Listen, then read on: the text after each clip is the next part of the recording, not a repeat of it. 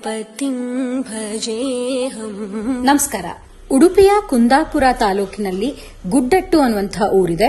ಆ ಊರಿನಲ್ಲಿರುವಂತಹ ದೇವಸ್ಥಾನನೇ ಈ ಕ್ಷೇತ್ರ. ಇಲ್ಲಿನ ಗಣಪತಿ ವಿಗ್ರಹವನ್ನ ಯಾರೂ ಕೂಡ ಕೆತ್ತಿ ಸ್ಥಾಪಿಸಿಲ್ಲ. ಇದು ಸ್ವಯಂಭೂ ಗಣಪತಿ.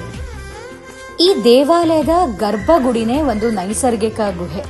ಈ ಗಣಪತಿಯನ್ನ ನೋಡಬೇಕು ಅಂದ್ರೆ ಒಂದು ಕಿಂಡಿಯ ಮೂಲಕ ಮಾತ್ರ ನೋಡೋದಕ್ಕೆ ಸಾಧ್ಯ. ನೀವಲ್ಲಿ ಕಾಣಿಸ್ತಾ ಇರುವಂತಹ ದೀಪ ಏನಿದೆ ಅದರ ಹಿಂದೆ ಒಂದು ಪುಟ್ಟ ಗಣಪತಿ ಇದೆ. ಅಲ್ಲಿ ಅಭಿಷೇಕ ಆಗ್ತಿದೆ, ನೀವು ನೋಡ್ತಿರ್ಬಹುದು. ನೀರಿನ ಅಭಿಷೇಕ ಮಾಡ್ತಿದ್ದಾರೆ. ಅಭಿಷೇಕ ಕೂಡ ಒಂದು ವಿಶೇಷ. ಗಣಹೋಮ ಸಾಮಾನ್ಯವಾಗಿ ಇಲ್ಲಿ ಬೆಂಗಳೂರಿನಲ್ಲಿ ಮಾಡೋ ತರ ಇರಲ್ಲ, ಅಲ್ಲೇ ಒಂದು ವಿಶೇಷ.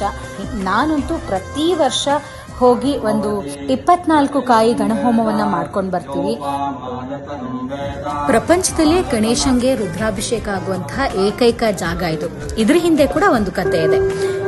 ಅದೇನು, ಹಾಗೆ ಈ ಸ್ಥಳದ ಪುರಾಣ ಏನು ಅನ್ನೋದಕ್ಕೆ ನೀವು ನನ್ನ ನೆಕ್ಸ್ಟ್ ಎಪಿಸೋಡ್ ನ ನೋಡ್ಬೇಕು. ಮಾತಾಪಿ ಗಣಪತಿಂ ಭಜೇಹಂ.